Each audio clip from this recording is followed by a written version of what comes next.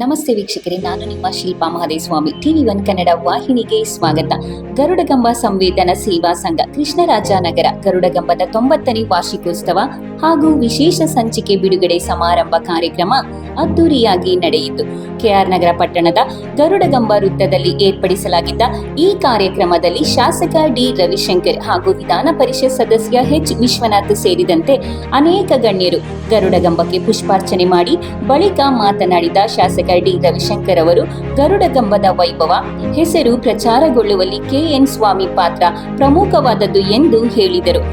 ಅದು 90 ವರ್ಷಗಳ ಪೂರೈಸಿರ್ತಕ್ಕಂಥ ಈ ಒಂದು ಸಂದರ್ಭದಲ್ಲಿ ವಾರ್ಷಿಕೋತ್ಸವವನ್ನು ಮಾಡಬೇಕಂತೇಳಿ ಅದರ ಜೊತೆಯಲ್ಲಿ ಗರುಡಗಂಬದ ಬಗ್ಗೆ ನಮ್ಮ KR ಪಟ್ಟಣದ ಬಗ್ಗೆ ಒಂದು ವಿಶೇಷ ಸಂಚಿಕೆಯನ್ನು ಬಿಡುಗಡೆ ಮಾಡುವಂಥ ಈ ಒಂದು ಸುಂದರ ಕಾರ್ಯಕ್ರಮದಲ್ಲಿ ವೇದಿಕೆ ಮೊದಲಾಗಿ ಇವತ್ತು 90 ವರ್ಷಗಳನ್ನು ಪೂರೈಸಿರ್ತಕ್ಕಂಥ ಸಂದರ್ಭದಲ್ಲಿ ಪ್ರತಿ ವರ್ಷವೂ ಕೂಡ ನಮ್ಮ ಸೋಮಣ್ಣನವರು ಆಚರಣೆಯನ್ನು ಮಾಡೋದ್ರ ಮೂಲಕವಾಗಿ ಎಲ್ಲರಿಗೂ ಕೂಡ ಗರುಡಗಂಬದ ಮಹತ್ವವನ್ನು ಗರುಡಗಂಬದ ಇತಿಹಾಸವನ್ನು ತಿಳಿಸುವಂಥ ನಿಟ್ಟಿನಲ್ಲಿ ಉತ್ತಮವಾದ ಕೆಲಸವನ್ನು ಸೋಮಣ್ಣವರು ಮಾಡ್ಕೊಂಡು ಬರ್ತಾ ಇದ್ದಾರೆ.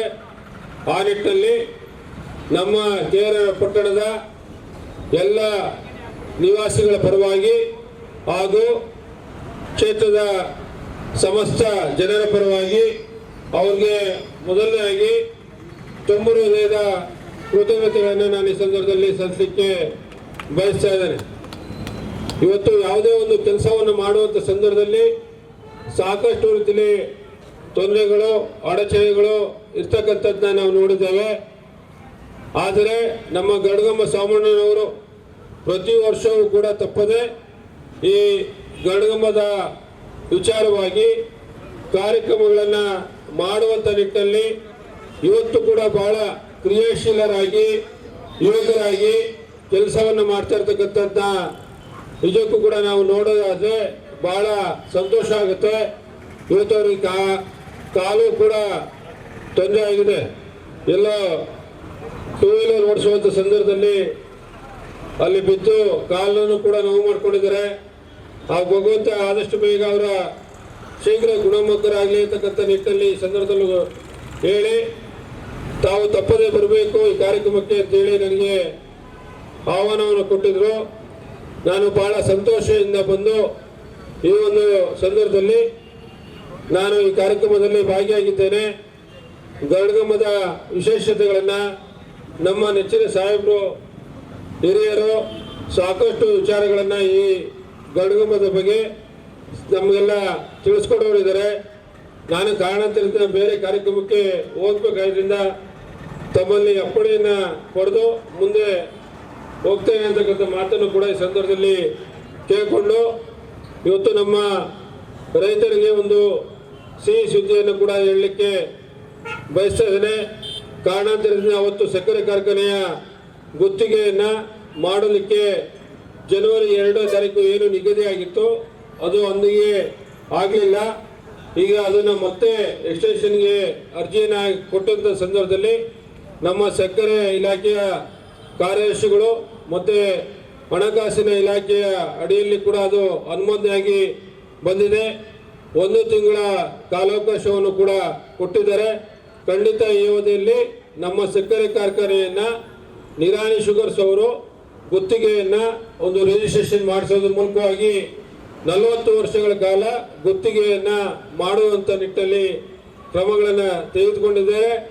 ಅದರ ಅಡಿಯಲ್ಲಿ ನಮ್ಮ ರೈತರು ಮುಂದಿನ ದಿನಗಳಲ್ಲಿ ಈ ಭಾಗದ ರೈತರಿಗೆ ಒಂದು ಏನು ಶುಗರ್ ಕೇನನ್ನು ಬೆಳೆಯುವಂಥದ್ದಿರ್ಬೋದು, ಕಬ್ಬನ್ನು ಬೆಳೆಯುವಂಥದ್ದಿರ್ಬೋದು, ಜೊತೆಗೆ ಆ ಕಾರ್ಖಾನೆಯ ಕಾರ್ಮಿಕರಿರ್ಬೋದು, ಜೊತೆಗೆ ಚುಂಚನಕಟ್ಟೆಯ ಸುತ್ತಮುತ್ತಲು ವಾಣಿಜ್ಯ ರೀತಿಯಲ್ಲಿ ವಹಿವಾಟುಗಳನ್ನು ಮಾಡುವಂಥದ್ದಿರ್ಬೋದು, ಎಲ್ಲವೂ ಕೂಡ ಉತ್ತಮವಾದ ರೀತಿಯಲ್ಲಿ ಆಗುತ್ತೆ ಅಂತಕ್ಕಂಥ ಮಾತನ್ನು ಕೂಡ ಈ ಸಂದರ್ಭದಲ್ಲಿ ಹೇಳೋದಕ್ಕೆ ಇಷ್ಟಪಡ್ತಾ ಇವತ್ತು ನಮ್ಮ ದೇಶದ ಬೆನ್ನೆಲುಬಾಗಿರ್ತಕ್ಕಂಥ ರೈತರು ಕಳೆದ ವರ್ಷ ಉತ್ತಮವಾದ ರೀತಿಯಲ್ಲಿ ಮಳೆಯಾಗಿ ಅವರು ಬೆಳೆದಂಥ ಬೆಳೆಗೆ ಉತ್ತಮವಾದ ಬೆಲೆ ಸಿಕ್ಕಿದಂಥ ಸಂದರ್ಭದಲ್ಲಿ ಈ ವರ್ಷ ಬಹಳ ಸಂತಸದಿಂದ ಸಡಗರದಿಂದ ನಮ್ಮ ಚುಂಚುಕಟ್ಟೆ ರಥೋತ್ಸವ ಕೂಡ ಜರುಗಿದೆ. ಆ ನಿಟ್ಟಿನಲ್ಲಿ ನಾನು ಈ ಸಂದರ್ಭದಲ್ಲಿ ನನ್ನ ರೈತಾಪಿ ವರ್ಗದ ಜನರಿಗೆ ಆ ತಾಯಿ ಚಾಮುಂಡೇಶ್ವರಿ 2025 ಈ ವರ್ಷವೂ ಕೂಡ ಉತ್ತಮ ರೀತಿಯಲ್ಲಿ ಮಳೆಯಾಗಿ ನಮ್ಮ ರೈತರ ಮುಖದಲ್ಲಿ ಸಂತಸವನ್ನು ತರುವಂಥ ನಿಟ್ಟಿನಲ್ಲಿ ಆಗಬೇಕು ಅಂತಕ್ಕಂಥ ಪ್ರಾರ್ಥನೆಯನ್ನು ಆ ತಾಯಿ ಚಾಮುಂಡೇಶ್ವರಿಯಲ್ಲಿ ಸಲ್ಲಿಸಿ ನನ್ನನ್ನು ಕೂಡ ಈ ಸಂದರ್ಭದಲ್ಲಿ ಕರೆಸಿ ಈ ಒಂದು ಸಂದರ್ಭದಲ್ಲಿ ಉದ್ಘಾಟನೆ ಮಾಡಿಸಿ 2 ಮಾತುಗಳನ್ನು ಆಡಲಿಕ್ಕೆ ಅವಕಾಶ ಮಾಡಿಕೊಟ್ಟಿದ್ದೀರಾ. ಆ ಕಾರಣದಿಂದ ಗರುಡಗಂಬ ಸೋಮಣ್ಣನವ್ರಿಗೆ ಮತ್ತು ಅವರೆಲ್ಲ ಸ್ನೇಹಿತರಿಗೆ ನಾನು ಅತ್ಯಂತ ಗೌರವಪೂರ್ವಕವಾಗಿ ಧನ್ಯವಾದಗಳನ್ನು ಸಮರ್ಪಣೆ ಮಾಡ್ತಾ ನಂತರ ಮಾತನಾಡಿದ ವಿಧಾನ ಪರಿಷತ್ ಸದಸ್ಯ ಎಚ್ ವಿಶ್ವನಾಥ್ ಮಾತನಾಡಿ, ರೈತರು ತಮ್ಮ ಜಮೀನನ್ನು ಮಾರಾಟ ಮಾಡಲು ಅಕ್ಕಪಕ್ಕದ ಜಮೀನಿನ ಮಾಲೀಕರ ಒಪ್ಪಿಗೆ ಪಡೆಯಬೇಕೆಂಬ ಕಾನೂನನ್ನು ರಾಮಕೃಷ್ಣ ಹೆಗಡೆಯವರ ಸರ್ಕಾರ ಜಾರಿಗೆ ತರುವುದನ್ನು ವಿರೋಧಿಸಿ ರೈತಪರ ಸಂಘಟನೆಗಳು ಹೋರಾಟ ಮಾಡುವ ಸಂದರ್ಭದಲ್ಲಿ ಗರುಡಗಂಬವೇರಿ ಪ್ರತಿಭಟನೆ ಮಾಡಿದ್ದರು ಎಂದು ಹೇಳಿದರು. ಗರುಡಗಂಬ ಸ್ವಾಮಿ ಅಂತಲೇ ಹೆಸರು ಪಡೆದಂಥ ನಮ್ಮ ಕಾಡೇನಹಳ್ಳಿ ಗ್ರಾಮದ ವಿಶೇಷ ಗರುಡಗಂಬ ಹೇಗೆ ಆಯಿತು, ಹೇಗೆ ಬಂತು ಅಂತಕ್ಕಂಥದ್ದನ್ನು ಜನಗಳಿಗೆ ತಿಳುವಳಿಕೆ ಕೊಟ್ಟಂಥವರು ಸೋಮಣ್ಣವರು. ಯಾಕಂದರೆ ಗರುಡಗಂಬ ಸ್ವಾಮಿ ಅಂತ ಯಾಕೆ ಹೆಸರು ಬಂತು ಅಂತ ಕೂಡ ಗೊತ್ತಿರಲಿಲ್ಲ. ರಾಮಕೃಷ್ಣ ಹೆಗಡೆಯವರ ಸರ್ಕಾರದಲ್ಲಿ ಒಂದು ಕಾನೂನು ತಗೊಂಬಂದಿತ್ತು. ಅದೇನಪ್ಪ ಕಾನೂನು ಅಂತ ಅಂದರೆ, ಒಬ್ಬ ರೈತ ತನ್ನ ಜಮೀನನ್ನು ಯಾರಿಗಾದ್ರೂ ಮಾರಬೇಕು ಅಂದರೆ ಅಕ್ಕಪಕ್ಕದವರ ಪರ್ಮಿಷನ್ ತಗೋಬೇಕು. ಅವ್ರು ಪರ್ಮಿಷನ್ ಕೊಡಲಿಲ್ಲ ಅಂದರೆ ಅವನ ಜಮೀನು ಮಾರಕ್ಕೆ ಆಗಲ್ಲ.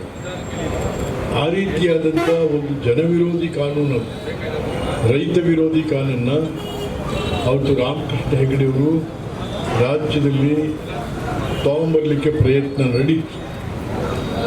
ಅದು ಏನಾದರೂ ಆಗಿದ್ರೆ ಬಹುಶಃ ರೈತರಿಗೆ ಒಂದು ದೊಡ್ಡ ಮಾರಕ. ಹಾಗಾಗಿ ಅಂಥ ಕಾನೂನನ್ನು ಇಡೀ ರಾಜ್ಯದಲ್ಲಿ ಪ್ರಥಮವಾಗಿ ವಿರೋಧಿಸಿದಂಥವರು ಸೋಮಣ್ಣ. ಯಾವ ವಿರೋಧ ಪಕ್ಷಗಳು ಕೂಡ ವಿಧಾನಸಭೆಯಲ್ಲಿ ಅದನ್ನು ವಿರೋಧ ಮಾಡಲಿಲ್ಲ. ಆದರೆ ಅವತ್ತು ಗರುಡಗಂಬ ಸ್ವಾಮಣ್ಣವರು ಈ ಜನವಿರೋಧಿ ಕಾಯ್ದೆಯ ವಿರುದ್ಧ ನಮ್ಮ ರೈತ ಸಂಘದವರನ್ನು ಸಂಘಟನೆ ಮಾಡಿ ಇದನ್ನು ಮೇಲೇರಿ ಕೂತ್ಬಿಟ್ರು. ಏನು ಹುಡುಗಾಟ ಅದು ಬಿಸಿ ತಡೆಯೋಕ್ಕಾಗ್ತದೆ, ಅದ್ರ ಮೇಲೆ ಕೂತ್ಬಿಟ್ರು. ಆಗ ಪೊಲೀಸ್ನವರು ಎಲ್ಲರೂ ಬಂದರು, ರೈತ ಸಂಘದವರು ಎಲ್ಲರೂ ಕೂಡ ಅರೆಸ್ಟ್ ಮಾಡಿದ್ರು. ಸೋಮಣ್ಣನ ಸಮೇತ ಅವತ್ತು ರೈತ ಸಂಘಟನೆಯ ಮುಖಂಡರುಗಳೆಲ್ಲರೂ ಕೂಡ ಅರೆಸ್ಟ್ ಮಾಡಿದ್ರು. ಈಗ ನಮ್ಮ ತಾಲೂಕಿನ ರೈತರು ಆ ಜನವಿರೋಧಿ ನೀತಿಯನ್ನು ಅವತ್ತು ಭಾಳ ಕಠಿಣವಾಗಿ ವಿರೋಧ ಮಾಡಿದ್ರಿಂದ ಮತ್ತು ಇಡೀ ಈ ಚಳುವಳಿ ವ್ಯಾಪಕವಾಗಿ ಹರಡ್ತದೆ ಅಂದ್ಬಿಟ್ಟು ರಾಮಕೃಷ್ಣ ಹೆಗಡೆಯವರು ತಕ್ಷಣವೇ ತಾವು ತರಬೇಕು ಅಂಥೇಳಿ ಉದ್ದೇಶ ಮಾಡಿದಂಥ ಆ ಕಾನೂನನ್ನು ವಾಪಸ್ ತಗೊಂಡು ಸರ್ಕಾರ ಹುಡುಗಾಟಿಕೆ ಅಲ್ಲ. ಯಾಕೆಂದರೆ ಒಂದು ಕಾನೂನನ್ನು ತರ್ತೀನಿ ಅಂತ ಹೇಳಿ ಧೈರ್ಯವಾಗಿ ತಂದಂಥ ಮುಖ್ಯಮಂತ್ರಿಗಳು ಕೃಷ್ಣರಾಜನಗರದ ಗರುಡಗಂಬ ಸ್ವಾಮಣ್ಣ ಮತ್ತು ನಮ್ಮ ಕೃಷ್ಣರಾಜನಗರ ತಾಲೂಕಿನ ಗೊತ್ತಿಲ್ಲ, ಭಾಳ ಜನ ಗೊತ್ತಿಲ್ಲ. ಇದನ್ನು ವಿಶೇಷವಾಗಿ ಹೇಳಬೇಕು. ಇವತ್ತು ಇಡೀ ರಾಜ್ಯ ರೈತ ಸಂಘ ಇದ್ರ ಬಗ್ಗೆ ಒಂದು ತಿಳುವಳಿಕೆ ಕೊಡಬೇಕು. ಹಾಗಾಗಿ ಅಲ್ಲಿಂದ ಗರುಡಗಂಬದ ಮೇಲೆ ಕೂತಂಥ ಸ್ವಾಮಣ್ಣನ ಗರುಡಗಂಬ ಸ್ವಾಮಿ ಅಂತಲೇ ಶುರುವಾಯಿತು.